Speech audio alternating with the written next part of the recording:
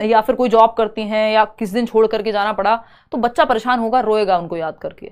उनके लौटने पर उन्हें आसानी से आराम नहीं मिलता, यानी जब बच्चे के माँ बाप आ भी गए हैं, उसके केयर गिवर आ भी गए हैं वापस, तब भी वो उनसे नाराज सा रहेगा, दूर दूर से रहेगा, आके गले मिल भी लिया तब भी ज्यादा, जैसे कैट्स का व्यवहार नहीं होता है ना, तो वो ज्यादा मतलब वो खुश नहीं है उस तरह से खुल के, वो तब भी नाराज है कि क्यों गए थे मुझे छोड़ के, ठीक है ना। तो ये कौन सा अटैचमेंट स्टाइल है? Attachment style basically secure attachment होते हैं, जहां आप बहुत ज्यादा इमोशनली फैल के खत्म नहीं हो जा रहे हैं, और इनसिक्योर अटैचमेंट होते हैं। ये अटैचमेंट स्टाइल पे भी आज के 2 टॉपिक लिख लेना निशा। एक तो हम करेंगे डिस्कस जेंडर कॉन्स्टेंसी या जेंडर कॉन्स्टेंट थियरी, मतलब वो टर्म्स में शॉर्ट में, और दूसरा ये अटैचमेंट स्टाइल लिख लेना कहीं पे। सिक्योर अटैचमेंट तो नहीं है, अवॉइडेंट भी नहीं है कि अवॉइड ही कर दिया बच्चे ने। एम्बीवेलेंट और रेजिस्टेंट अटैचमेंट है जो प्रकार है इनसिक्योर अटैचमेंट का, है ना, प्रतिरोधी लगाव का, कि आए भी हैं माँ बाप तो बहुत ज्यादा वो बेहतर महसूस नहीं कर रहा, उसको टाइम लगता है नॉर्मल होने में बच्चे को फिर, ठीक। तो ये एम्बीवेलेंट या रेजिस्टेंट अटैचमेंट स्टाइल है, या इनसिक्योर अटैचमेंट स्टाइल में आता है। इसके कुछ साइंस हैं एंग्शियस एम्बीवेलेंट अटैचमेंट स्टाइल के क्लिंगिंग टू केयर गिवर्स, यानी क्लिंगी हो जाता है बच्चा, यानी यार तुम मत जाओ टाइप्स चीजें, ठीक है, मम्मी मत जाओ, ये वो। लिमिटेड एक्सप्लोरेशन ऑफ एनवायरनमेंट, वो ज्यादा कुछ करेगा नहीं जब तक मदर उसकी या जो भी जिनके भी साथ वो रहता है वो वापस नहीं आ जाएंगे, है ना। आसानी से चुप कराना मुश्किल हो जाता है ऐसे बच्चे को जिसका ये स्टाइल है।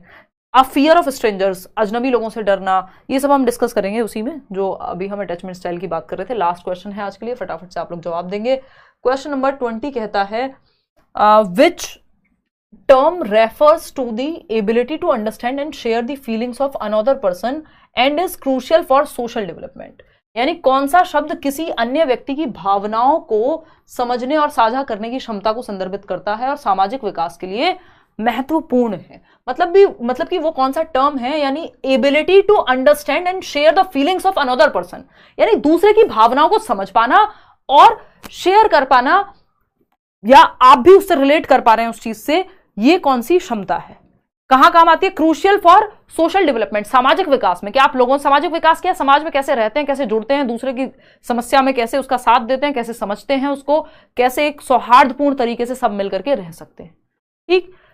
कौन सी एबिलिटी है जो चाहिए दूसरे की भावना को समझने के लिए, उससे रिलेट कर पाने के लिए? 20 का डी कैसे हो जाएगा? ईगो सेंट्रिज्म चाहिए। अगर आप ईगो सेंट्रिक हैं तो आपको कोई अपनी समस्या कहेगा, आप कहेंगे अरे तुमने क्या देखा जिंदगी में, परेशानी तो हमारी थी, है ना, हमने तो इतनी एज में ये कर लिया था, अब मैं यही करने पे आऊं तो फिर तो बहुत दिक्कत वाली बात आ जाएगी, है ना। अरे तुम क्या करोगे यार, तुम्हारा क्या स्ट्रगल है, अच्छा तुम 23 साल के हो, अभी तक तुम्हारी नौकरी नहीं लगी है, अरे 23 साल में रिटायरमेंट ले लिया था मैंने, ये फलानी गाड़ी ले ली थी। तो ये क्या होगा? ये ईगो सेंट्रिज्म है कि मैं उस तरह से देख रही हूं जैसे मेरे एक्सपीरियंसेस हैं वो सबके रहे हैं। एम्पैथी चाहिए यहां पे, अगर दूसरे की भावनाओं को समझना है तो एम्पैथी चाहिए, ठीक है ना। दूसरे की फीलिंग्स को समझना है तो यहां पे एम्पैथी चाहिए होगी। ये क्रूशियल एबिलिटी है सोशल डेवलपमेंट के लिए। एम्पैथी क्या है?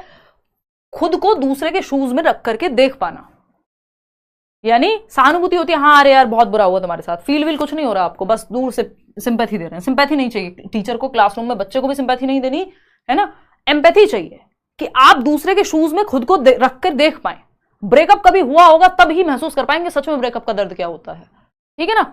तो ये एम्पैथी है कि आप सेम महसूस कर पा रहे हैं, समान अनुभूति जो सामने वाला कर रहा है, ठीक। तो ये सहानुभूति नहीं समानुभूति आएगा, यहां हिंदी में सेम ही ट्रांसलेशन कई बार आ जाता है, समानुभूति, एम्पैथी। क्लियर है? ऑल्ट्रुइज्म होता है बेसिकली परोपकारिता, वो एक अलग चीज है कि आप सबकी मदद करना चाहते हैं, सबके लिए अच्छा करना चाहते हैं, वो नेचर होता है एल्ट्रुइस्टिक। चलिए खैर, ये था ऑप्शन नंबर 1।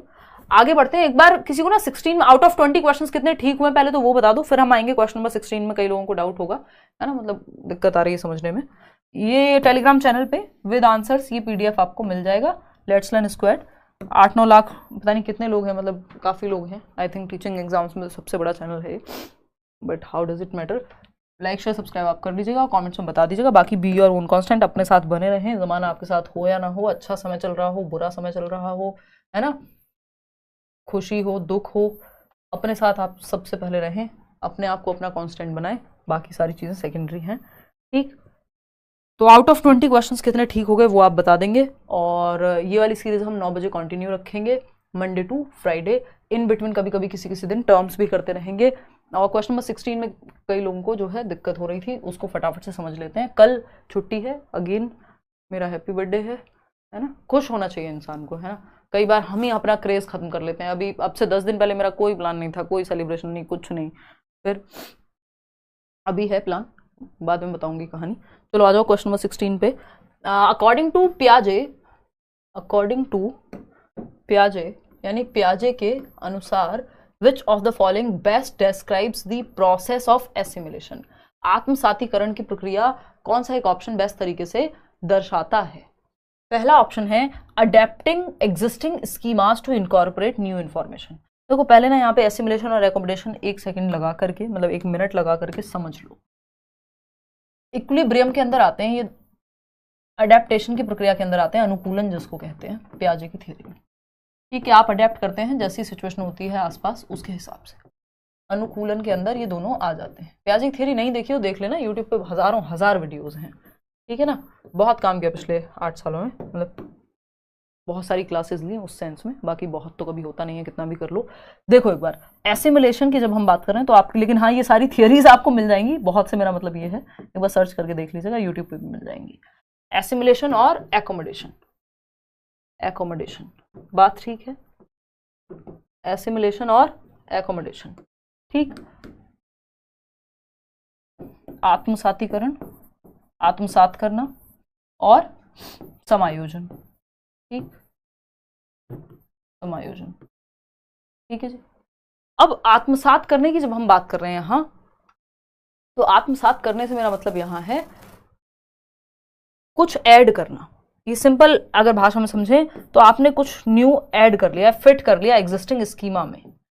जो आपका एग्जिस्टिंग स्कीमा क्या होता है, आपका जो भी प्रीवियस नॉलेज है, जो भी आपके ब्रेन में एक तरह से सॉफ्टवेयर है, आपने एक नंबर और ऐड कर लिया, है ना। फोन में नंबर किसी का एक और ऐड कर लिया।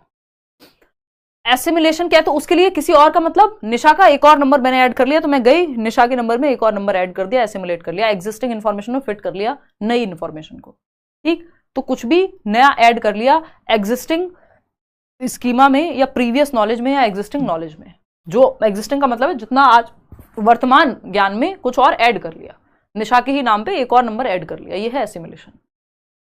एकोमोडेशन क्या है, एकोमोडेशन है अब आपको पुराने को परिवर्तित करना पड़ेगा, अडेप्ट करना पड़ेगा, एडजस्ट करना पड़ेगा, अगर मैं कहूं तो एडजस्ट करना पड़ेगा, या फिर कुछ नया क्रिएट करना पड़ेगा, क्योंकि नई इंफॉर्मेशन आ गई है और वो एज इट इज एक्सेप्ट नहीं कर पा रहे हैं आप, तो कुछ नया बनाना पड़ेगा, एक नया स्कीमा क्रिएट करेंगे, या तो आप या पुराने में एडजस्टमेंट करेंगे, ठीक है ना। जैसे बिल्ली आपने देखी थी, लेकिन एक दिन आपने कुत्ता देखा और आपने बिल्ली कह दिया उसको, तो अब आपको एकोमोडेट करना पड़ेगा। अदरवाइज बिल्ली देखी, दूसरी टाइप की बिल्ली भी इसी स्कीमा में अपडेट कर ली, तो वो एसिमिलेशन है कि ये दूसरी ब्रीड है बिल्ली की, तो एसिमिलेशन है। लेकिन आपने कुत्ते को बिल्ली बोल दिया कि उसके भी 4 पैर हैं, एक पूंछ है, तो अब आपको वो करेक्ट करना पड़ेगा, एकोमोडेट करना पड़ेगा, उसमें एडजस्टमेंट करना पड़ेगा, तो वो समायोजन है। जब सिंपली ऐड करना पड़े, एग्जिस्टिंग स्कीम में फिट इन करना पड़े, तो वो एसिमिलेशन है। तो यहां पे adapting existing schemas to incorporate new information. अब नई जानकारी को शामिल करने के लिए आपको अडेप्ट करना पड़ रहा है, यानी चेंज करेंगे आप, एक तरह से एडजस्ट करना पड़ रहा है, तो ये एकोमोडेशन में जाएगा। Creating new schemas to deal with new information, again नई इन्फॉर्मेशन के आने पर नया स्कीमा यदि क्रिएट करना पड़े, अगेन फिर वो एकोमोडेशन हो जाएगा, क्योंकि नई इन्फॉर्मेशन की वजह से या तो आपको पुराने में एडजस्टमेंट करना पड़ा, अडेप्ट करना पड़ा, नया क्रिएट करना पड़ा। अगर सिर्फ फिट इन करना पड़े एग्जिस्टिंग इन्फॉर्मेशन में, तो वो एसिमिलेशन है। थर्ड है integrating new information into existing schemas without altering them, यानी नई जानकारी को मौजूदा स्कीमाओं में बिना बदलाव के एकीकृत कर लिया। आपने निशा का ही नंबर था ऐड, उसमें एक और नंबर ऐड कर लिया, बिल्ली का स्कीमा था, एक और बिल्ली देखी, हाँ अच्छा ठीक है ये भी एक तरह की बिल्ली होती है, ऐड कर लिया, पुराने स्कीमा में ही क्या कर लिया, नई इंफॉर्मेशन को एग्जिस्टिंग स्कीमा में ही विदाउट ऑल्टरिंग, पुराने स्कीमा को चेंज नहीं किया कि अब ये वाला पेन नहीं रहा, आज से तो पेन यही वाला रहेगा, नहीं, ये भी पेन है और ये भी पेन है, पेन के स्कीमा में दोनों को ऐड कर लिया, पेन का स्कीमा नहीं खत्म कर दिया। तो ये एसिमिलेशन है, integrating new information into existing schemas without altering the old ones. Existing information में एज इट इज फिट कर लिया आपने, दाल चावल खाना सीख लिया, फिट कर दिया, कुछ पुराना थोड़ी चेंज किया दाल चावल खाना सीखने के लिए। Reorganising schemas to better fit a new concept, अगर रीऑर्गेनाइज करना पड़ेगा इसका मतलब एकोमोडेट करना पड़ेगा, वही एडजस्टमेंट, एडॉप्टेशन है ना, मैनिपुलेशन, ये सब अगर करना पड़ रहा है तो एकोमोडेशन है। अगर जस्ट फिट इन करना पड़ रहा है न्यू इन्फॉर्मेशन को एग्जिस्टिंग स्कीमा में, वर्तमान स्कीमा में, स्कीमा मतलब प्रीवियस नॉलेज जो भी आपके दिमाग में है उसमें, तो वो एसिमिलेशन है। सिंपल बात। चलिए आज के लिए इतना ही रखते हैं फिर। Thank you so much. Pedagogy special के बैच में अभी भी एडमिशन्स आपके ओपन है। कुछ लोग कह रहे हैं नया बैच कब लॉन्च करेंगे। देखो रोज रोज हवा में तीर तो नहीं लगाने चाहिए। जब तक फाइनल, अगर सुपर एड की जैसा कि आप बात कर रहे हैं, फाइनल सिलेबस नहीं आ जाएगा, फाइनल चीजें नहीं आ जाएंगी, तब तक बैच नहीं आएगा। कोई जल्दी में हम लोग होते नहीं है ना। चलिए खैर, टेक केयर, बाय बाय, धन्यवाद। मिलेंगे हम वेंसडे, मिलेंगे 11 तारीख को होपफुली, और कल छुट्टी रखेंगे। थैंक यू सो मच आप लोग जितने भी लोग शुभकामना दे रहे हैं, और ऑल द बेस्ट। करेंगे ऐसे ही तैयारी, अभी यूट्यूब पे कंटिन्यू करेंगे, है ना। ठीक है, थैंक यू, बाय बाय। कोई और आपके विचार हों, सेशन कैसा लगा, आउट ऑफ 20 कितने मार्क्स आए, वो सब आप बता दीजिएगा कमेंट्स में। हाँ, बैच में शार्प दे रहा था, शार्प के शराब समझ नहीं आया। चलो टेक केयर, बाय बाय। अच्छा, बैच की क्लास आज नहीं हुई और कल भी नहीं होगी, तो 2 दिन की छुट्टी है। आज बहुत टाइम से हम यूट्यूब सोच रहे थे, हो नहीं पा रहा था, तो आज यूट्यूब कर दी है बैच की छुट्टी करके।